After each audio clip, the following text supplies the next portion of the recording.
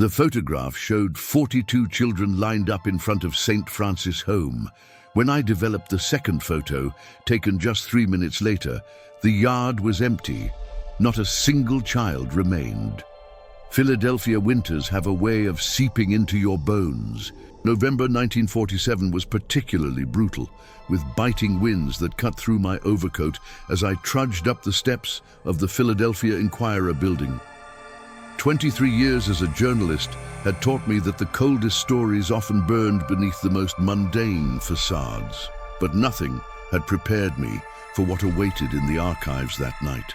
You won't believe what I discovered in the church records about the 42 children who vanished in a single night. Watch until the end. My name is Thomas Blackwood. I was born in this city, educated at its schools, and spent my career chronicling its secrets. Yet Philadelphia had kept one story hidden so well that I'd never caught so much as a whisper of it until that rain-soaked evening when a weathered envelope arrived on my desk. Inside was a single newspaper clipping, yellowed with age, dated November 14th, 1924. The headline was modest: "Orphanage closes doors after 30 years of service." 3 paragraphs of standard reportage followed, noting that St. Francis Home for Children had shut down due to financial considerations and declining need for its services. The article mentioned that all children had been successfully relocated to appropriate facilities. What caught my attention wasn't what the piece said, but what had been scrawled in shaky handwriting across the margin. 42 children. One night, ask about November 12th. No signature, no return address. I might have dismissed it as the ramblings of some conspiracy theorist, but for one detail, the handwriting belonged to Father Michael O'Connell, a Catholic priest I'd interviewed several times for human interest stories. A respected, rational man, not given to flights of fancy. He had passed away 3 weeks earlier at the age of 92. This was his final communication. The Inquirer's archives yielded little about St. Francis beyond basic information. Founded in 1894 by the Archdiocese of Philadelphia, the orphanage had housed up to 60 children at a time, primarily those orphaned by the influenza pandemic. The facility had occupied a Victorian mansion on the city's outskirts, donated by a wealthy benefactor. After its closure, the building remained vacant until a fire destroyed it in 1927. What the archives didn't mention was any incident on November 12, 1924, just 2 days before the announced closure. My next stop was the city records office, where decades of working relationships afforded me access most journalists would envy. Birth certificates, death records, property transfers, the paper trail of human existence. I requested everything related to St. Francis Home for the month of November 1924. The clerk, a veteran of the department named Margaret, returned empty-handed. "That's strange," she murmured, genuine confusion on her face. "There should be something. Transfer records for the children at minimum." "Could they have been misfiled?" I asked. She shook her head. "I've been here since '39, Tom. We reorganized the entire system in '42. Everything got touched, catalogued. If those records existed, I'd know where to find them." A chill that had nothing to do with the weather crawled up my spine. What about the children themselves? Any record of where they went? Margaret tapped her pencil against her desk. "Let me check something." She disappeared into the back room and returned with a large ledger bound in cracked leather. "This is the intake registry for all city orphanages and children's homes from 1920 to 1925, she explained, laying it on the counter between us. If children were transferred from St. Francis to other facilities, they should be listed here. We spent an hour combing through the meticulous handwritten entries. Not a single transfer from St. Francis was recorded in November 1924, or December or January 1925. "That's not possible," Margaret whispered. 40-some children don't just vanish from the system. But apparently they had. My next move was to visit the Archdiocese of Philadelphia. Church record-keeping was notoriously thorough, especially concerning their charitable institutions. If anyone would have documentation about those children, it would be them. The diocesan archivist, a severe woman named Sister Agnes, was initially reluctant to speak with me. Only when I mentioned Father O'Connell did her demeanor change, though not in the way I expected. Rather than softening, she stiffened, her thin lips pressing into an even thinner line. "And Father O'Connell should have taken some memories to his grave," she said quietly. "What exactly did he tell you?" Only to ask about November 12th, 1924, about 42 children. Something flickered behind her eyes. Recognition and something else. Fear, perhaps. "And I'm afraid we have no records pertaining to that date or any specific number of children," she said, her voice suddenly formal. St. Francis' home was closed due to financial constraints. All its records were likely lost in the fire of 1927. She was lying. Decades of interviewing subjects had taught me the signs, the slight pitch change, the too quick response, the way her eyes darted briefly to a cabinet behind her desk. "Sister Agnes," I pressed gently, "I'm not looking to sensationalize anything. If something happened to those children, an accident, an illness, the truth deserves to be known." "Mr. Blackwood," she responded, ice in her tone, "nothing happened to any children. And if you continue pursuing this, a line of inquiry, the Archdiocese will be forced to contact your editor about your harassment of our staff." I left empty-handed, but more convinced than ever that I'd stumbled onto something significant. The Church's defensive reaction only strengthened my resolve. That evening, I developed the photographs I'd taken during my research, images of the orphanage from old city guides, newspaper photos of charity events held there, anything that might provide a clue. The last negative in my tray was from an unlabeled envelope in the Inquirer's archives. As the image materialized in the chemical bath, I saw 42 children arranged in neat rows before a grand Victorian house. Some smiled, others stared solemnly at the camera. Behind them stood 3 adults, 2 nuns and a priest. The photograph was dated November 12th, 1924. I made a second print from the next negative in the sequence, labeled 3 minutes later in faded pencil. The yard was empty. Not a single child remained. The photograph showed 42 children lined up in front of St. Francis' home. When I developed the second photo, taken just 3 minutes later, the yard was empty. Not a single child remained. In the basement archives of St. Catherine's Church, I found a journal entry dated November 13, 1924. They didn't run away. They didn't hide. One moment they were there, singing evening prayers. The next, only empty beds remained, all 42 of them. Sleep eluded me that night. The photographs lay on my desk, accusatory in their impossible contradiction. By morning, I had convinced myself there must be a rational explanation. A photographer's trick, perhaps, or a darkroom error that combined 2 unrelated negatives. Have you ever heard stories of people vanishing without a trace? Share your thoughts in the comments below. With daylight came clarity and purpose. If I couldn't trust the official records, I needed to find someone who had been there, someone who remembered. The obituary for Father O'Connell mentioned he had spent his final years at St. Catherine's Parish in South Philadelphia. That morning, I made my way there, hoping to find someone who had known him well enough to understand why he'd reached out to me.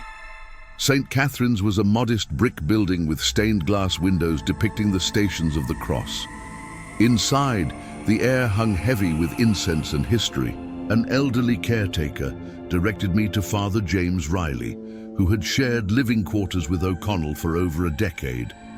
Father Riley was tending the church garden when I found him, a thin man with papery skin and eyes that retained a surprising sharpness. When I introduced myself and mentioned O'Connell's message, those eyes narrowed almost imperceptibly. Michael was troubled toward the end, he said, pruning shears, snipping methodically at an unruly rosebush. The doctors said it was dementia, but you're not convinced, I finished for him. Riley sighed, setting down his tools. Walk with me, Mr. Blackwood. We circled the garden slowly, his gait hampered by arthritis. Only when we reached a secluded corner did he speak again. Michael was at St. Francis that night, November 12th, 1924. He wasn't supposed to be. He was assigned to a parish across town, but he'd gone to deliver some donated books. Father Riley's voice dropped to barely above a whisper. What he saw haunted him for the rest of his life. What did he see, Father? The old priest shook his head. He wouldn't speak of it directly, not even in confession. Just that it wasn't natural, and that the church had made a grave error in building that orphanage where they did. Where they did, I repeated. Was there something significant about the location?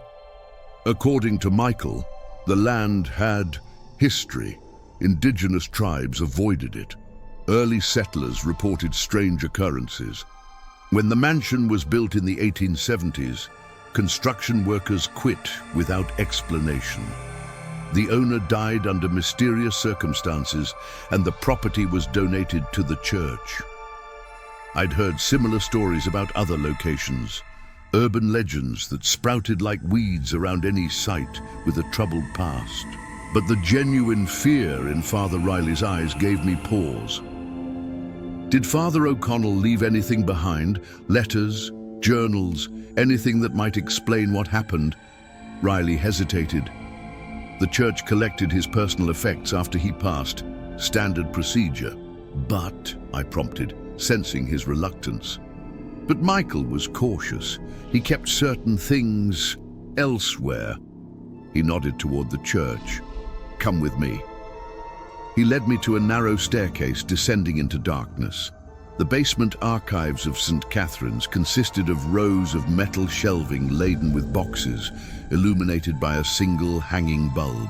Father Riley navigated the maze with practiced ease, stopping before a section labeled Parish Histories.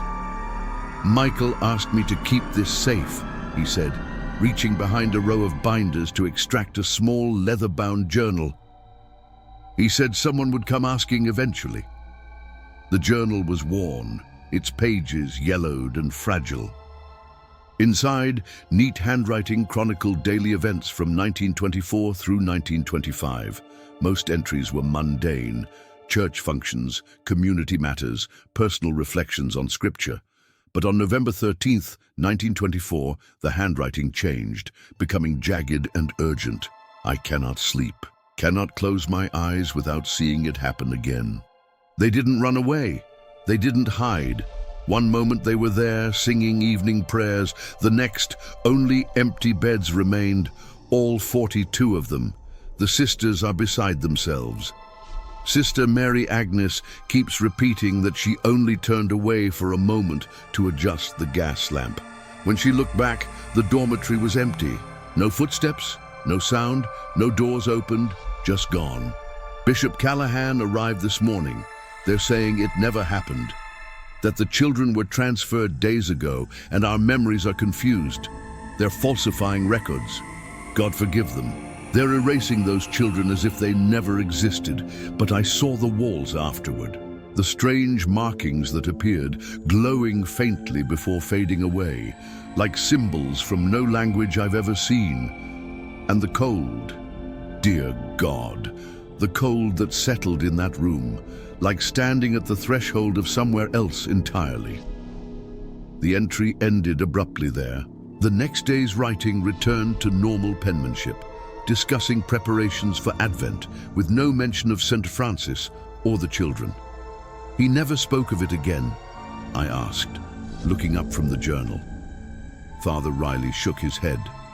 Not directly, but every year on November 12th, he would lock himself in the chapel and pray for 24 hours straight. No food, no water, just prayer. And the church's official position? That nothing unusual occurred. The orphanage closed for financial reasons, and the children were relocated to various facilities throughout the state. His voice hardened slightly. I've been a priest for 48 years, Mr. Blackwood. I've seen the church bury uncomfortable truths before, usually with the best of intentions. I carefully copied the journal entry into my notebook. Did Father O'Connell ever mention what he thought happened to the children? Riley's gaze drifted to the small basement window, where afternoon light slanted in dusty beams. Only once, after too much communion wine one Christmas. He said they weren't taken by anyone, town, but by somewhere. That St. Francis had been built on a thin place, he called it. A thin place? An old Celtic concept, a location where the barrier between our world and the next is more permeable, where passage might be possible under the right circumstances. He crossed himself. Of course, that's not church doctrine, but Michael believed it. I left St. Catherine's with more questions than answers, but at least I had confirmation. Something inexplicable had happened that night, something the church had gone to great lengths to conceal. My next step was to research the land itself. The Philadelphia Historical Society maintained records dating back to the city's founding. If there was unusual history associated with the orphanage's location, I would find it there. The Society's archivist, Eleanor Pruitt, was an old friend who had assisted with research for countless articles over the years. She greeted me warmly but frowned when I explained my request. That's odd, she said. Someone else was asking about that property just last week, a representative from the Archdiocese. My pulse quickened. Did they find anything? They took several documents, left proper documentation for the loan, but still, unusual for them to be interested in that particular spot after all these years. Eleanor led me to a research table and returned with a stack of folders. Land surveys, property records, newspaper clippings, everything we have on that address and the surrounding area. I spent hours poring over the materials. The earliest mentions were from Swedish settlers in the 1680s, who noted the local Lenape tribes considered the area sickened ground, where the stars looked too closely. English colonists later built a farm there, but abandoned it after reporting visitations and children's voices when no children were present. The mansion was constructed in 1872 by industrialist Thaddeus Blackwood, a distant relation I'd never known about. According to newspaper accounts, 3 construction workers died in unusual accidents during building.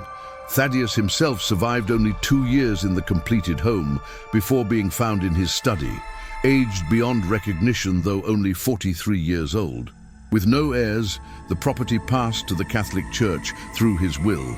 St. Francis Home for Children opened its doors in 1894.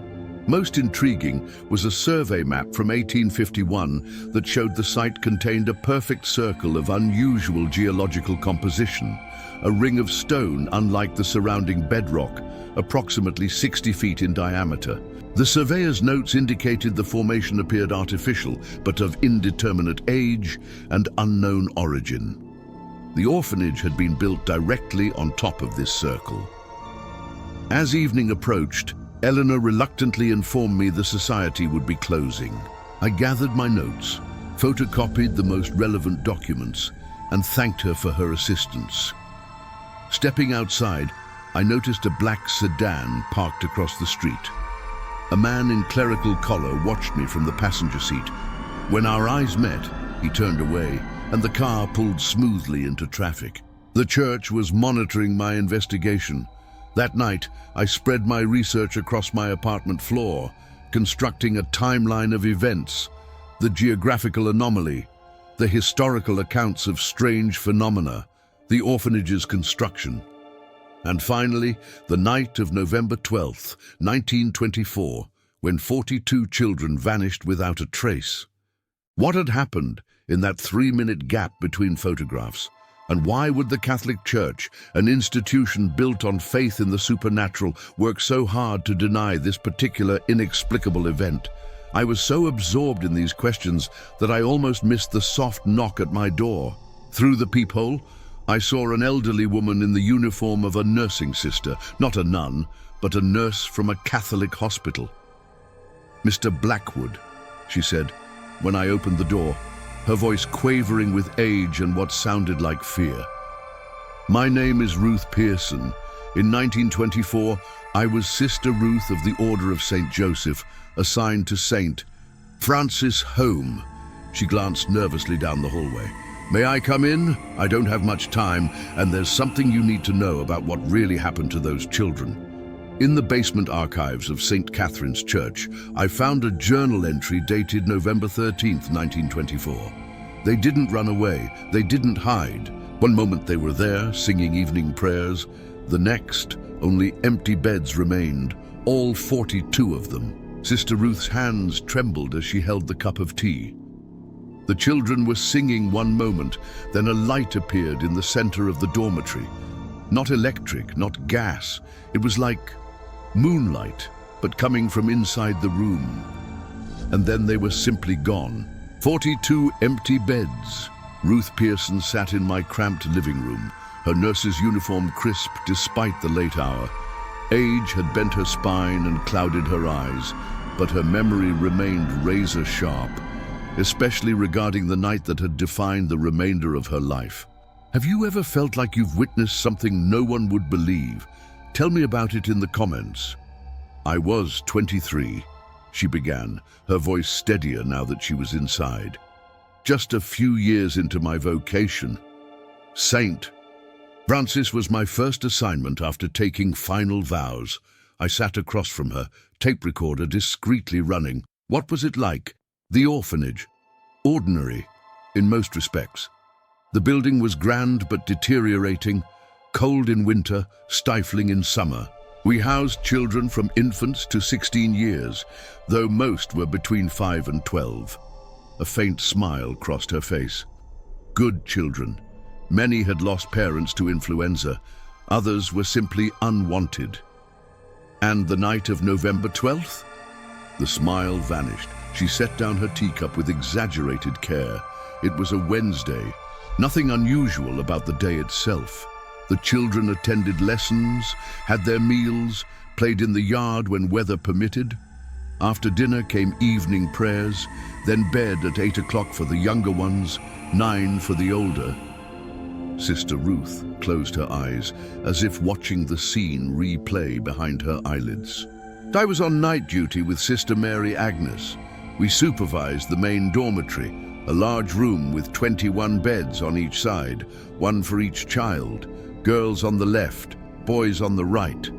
The older children sang the younger ones to sleep with hymns. "A Nearer My God to Thee" was the last song that night. Her eyes opened, focusing on something distant. I was adjusting blankets at the far end when it happened. The singing stopped abruptly. I turned to see why, and she inhaled sharply. The children were singing one moment, then a light appeared in the center of the dormitory. Not electric, not gas. It was like moonlight, but coming from inside the room. And then they were simply gone. 42 empty beds. All at once, I asked, barely breathing, between one heartbeat and the next. No sound, no flash, just absence where presence had been a moment before. She pressed a hand to her chest. Sister Mary Agnes screamed. I couldn't make a sound. We ran to the beds. The sheets were still warm. The pillows still held the impressions of their heads. What did you do? Sister Mary Agnes ran for the Mother Superior. I stayed, searching under beds, in wardrobes, anywhere a child might hide. But I knew they weren't hiding. I'd seen it happen, seen them dissolve into that strange light. And then the bishop arrived before dawn. Other church officials I didn't recognize. They questioned us separately for hours, asked the same things repeatedly, as if trying to catch us in a lie. Bitterness edged her voice, and as if we would lie about losing 42 children in our care. What explanation did they offer? None to us. We were told the children had been transferred days earlier, that the stress of our duties had affected our minds. When we insisted otherwise, they separated us. Sister Mary Agnes was sent to a convent in Montreal. I was transferred to nursing duties at St. Vincent's Hospital, with strict instructions never to speak of St. Francis again. But you didn't forget, I said gently. How could I? Those children were in my charge. Tears welled in her clouded eyes. For years, I convinced myself it was some sort of mass hallucination, that the children must have been moved while we slept, and our minds created a fantastical explanation. But then, 10 years later, in 1934, I was working night shift at the hospital. A new patient was admitted, a man in his 30s, suffering from exposure. He had no identification, no family. He was disoriented, speaking nonsense. I was assigned to monitor him. She leaned forward. Mr. Blackwood, it was Timothy Sullivan, one of the missing children from St. Francis, exactly the same age as when he vanished, still 10 years old in appearance, but somehow it was him, a decade later, unchanged. A chill ran through me. Oh, you're certain? Absolutely. Timothy had a distinctive birthmark on his left wrist, a perfect circle. I'd treated it for a rash once at the orphanage. This man had the identical mark. And though his ramblings seemed incoherent, I recognized phrases, bits of the prayers and songs we taught at St. Francis. What happened to him? He died before morning. The doctor recorded it as heart failure due to exposure. But before he passed, he became lucid for a few moments. He gripped my hand and said, "Sister Ruth, the others are still there. Where the light never stops and time doesn't work right." Her voice cracked. He said they were trying to come back, but only he found the way. Then he aged before my eyes, decades in minutes. By the time the doctor arrived, he had the body of an elderly man. I struggled to process this. It contradicted every natural law, yet Sister Ruth's account carried the unmistakable weight of truth. "Did you report this to anyone?" I tried. I contacted the diocese the next day. Within hours, I was summoned to the bishop's office and informed that I was suffering from nervous exhaustion. They transferred me to an administrative position where I had no patient contact.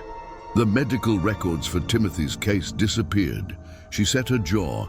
That's when I left the order. I couldn't remain part of an institution that would bury the truth about those children. Why come forward now, after all these years? Sister Ruth reached into her handbag and withdrew a folded newspaper clipping. The same article about St. Francis that Father O'Connell had sent me. Michael O'Connell was the only clergy who believed us. He'd seen something too that night. He kept in touch over the years, promised that someday the truth would come out. Her eyes met mine. When I saw his obituary 3 weeks ago, I knew he must have set something in motion before his death. Then I heard someone was asking questions about St. Francis. "The church doesn't want those questions asked," I noted. "No, they've invested too much in the official story." She glanced nervously at my window. "I shouldn't stay long. They've been watching me since Michael died." "What do you think happened to the children, Sister Ruth?" She was quiet for a long moment. "I've had decades to consider it. I think St. Francis was built on a doorway, not a physical door, but a tear between here and somewhere else. And on November 12, 1924, that door opened. Why that night specifically? I don't know. Perhaps astronomical alignments. Michael mentioned once that certain configurations of stars were significant to the site." She shook her head. "What matters is that those children aren't dead, Mr. Blackwood. They're somewhere, and at least one of them found his way back, however briefly." She stood, straightening her uniform. There's someone else you should speak with, Harold Jenkins. He was the groundskeeper at St. Francis, lives in a nursing home in Germantown now. If anyone knows about the history of that building, it's him. After Sister Ruth departed, I sat for hours reviewing my notes, trying to organize the impossible into some coherent narrative. 42 children disappearing in a flash of otherworldly light, a missing boy returning a decade later, physically unchanged, only to age rapidly and die, a geological anomaly beneath the orphanage, a church desperate to keep it all secret. The following morning, I telephoned the nursing home in Germantown. Harold Jenkins was indeed a resident. They confirmed. Yes, I could visit that afternoon. Before leaving my apartment, I stopped to examine the photographs again. The contrast was stark. 42 children present, then absent. But something had been nagging at my subconscious, some detail I'd missed. Under a magnifying glass, I finally spotted it. In the second photograph, where the yard appeared empty, there was a faint shimmer in the air where the children had been standing. Not an artifact of development or a fault in the negative, but a distortion, as if the light itself bent around that space. As I set off for Germantown, a black sedan pulled away from the curb across the street, the same one I'd seen outside the Historical Society. I was being followed, but it no longer mattered. I was too close to the truth to turn back. Sunny Acres Nursing Home belied its cheerful name. The building was a converted Victorian mansion, not unlike the one that had housed St. Francis. Its grandeur faded to institutional drabness. A bored receptionist directed me to the sunroom, where I found Harold Jenkins in a wheelchair, gazing out at a small garden. Jenkins was 92, his body frail, but his eyes alert and suspicious as I approached. When I introduced myself and mentioned St. Francis, those eyes widened momentarily before narrowing to calculating slits. "Took them long enough to send someone?" he said, his voice surprisingly strong. "It figured the last of us would die without anyone asking the real questions. I'm not from the church, Mr. Jenkins. I'm a journalist." A wheezing laugh escaped him. "Even better. They must be beside themselves." He gestured to a chair.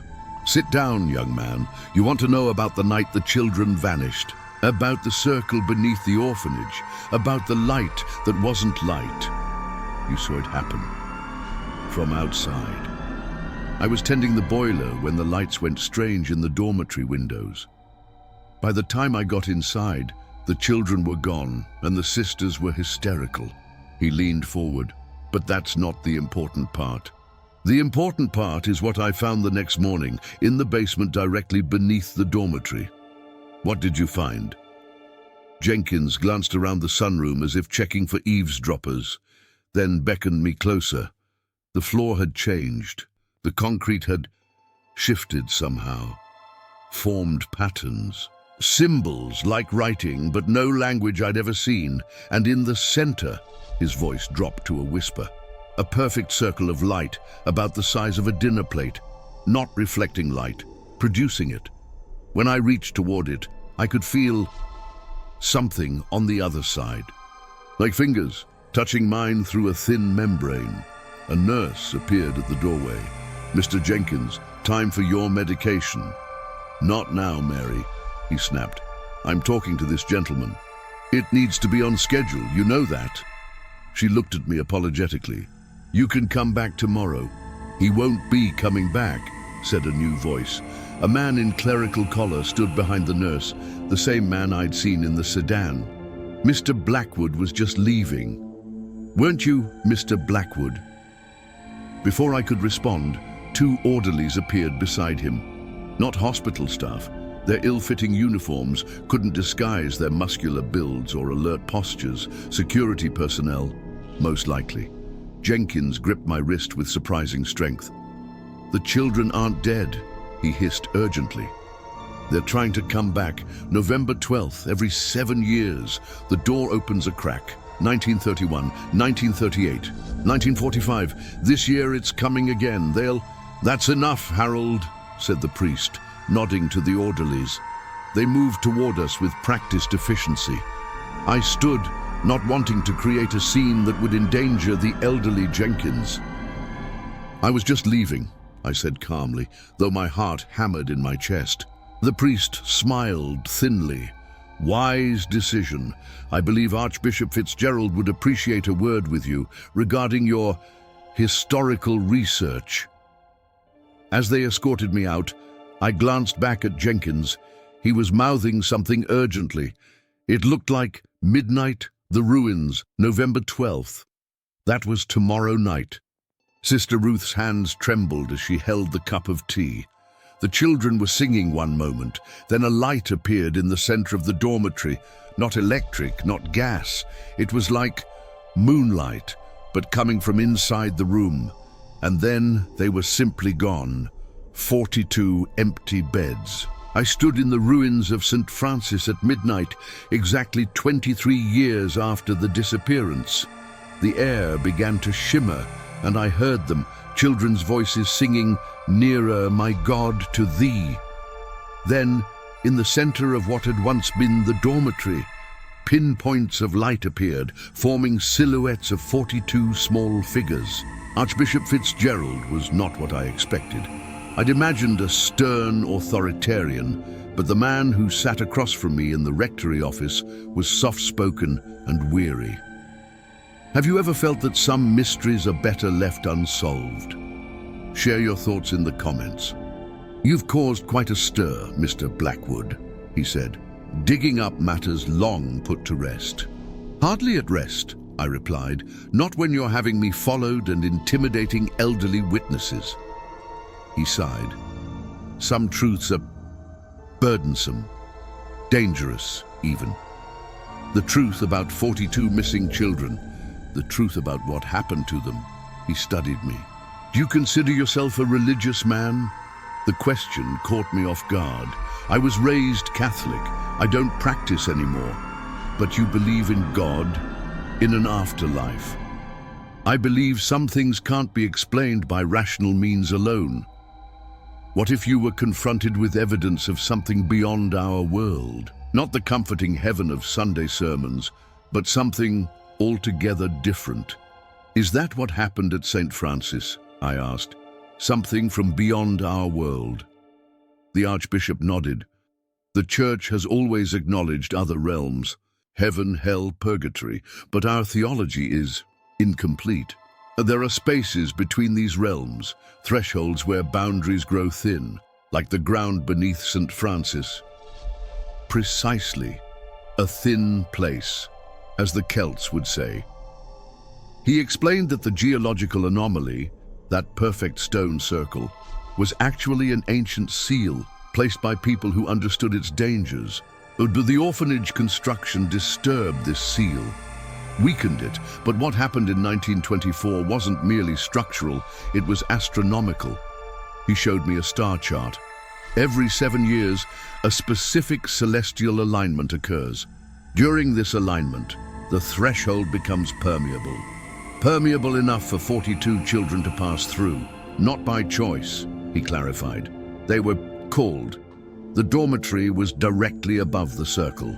When the alignment peaked at midnight, the boundary between worlds temporarily dissolved. He showed me drawings, childish sketches of impossible landscapes with multiple suns and beings composed of light rather than flesh. The children were taken by the threshold itself. Like water flowing downhill, they moved from one state of reality to another when the barrier thinned. And tomorrow night, November 12th, 1947, another alignment. His expression darkened. Yes, the cycle continues. Despite the Archbishop's warning, I found myself at the site of St. Francis just before midnight. The property stood empty, except for about a dozen clergymen forming a circle where the dormitory had been.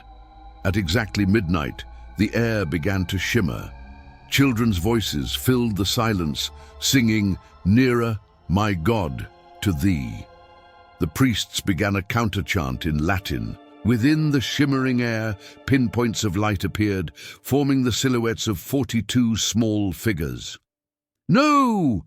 I shouted, stepping from my hiding place. "Let them through!" Archbishop Fitzgerald turned, shocked. "Blackwood, get back!" The shimmering air pulsed, and the silhouettes solidified momentarily. 42 translucent children. One small boy looked directly at me. "Help us," he mouthed. "We want to come home." The ground beneath them began to glow with strange symbols. For a brief moment, I glimpsed somewhere else, a place of impossible architecture and light that moved like liquid. Then one of the priests threw something at the central glow. The singing faltered. The children's figures began to fade. "They're trying to come back," I cried, rushing forward as the boy's hand reached toward mine. Our fingers never touched. The shimmering collapsed. The children vanished. "Do you have any idea what you've done?" Fitzgerald demanded.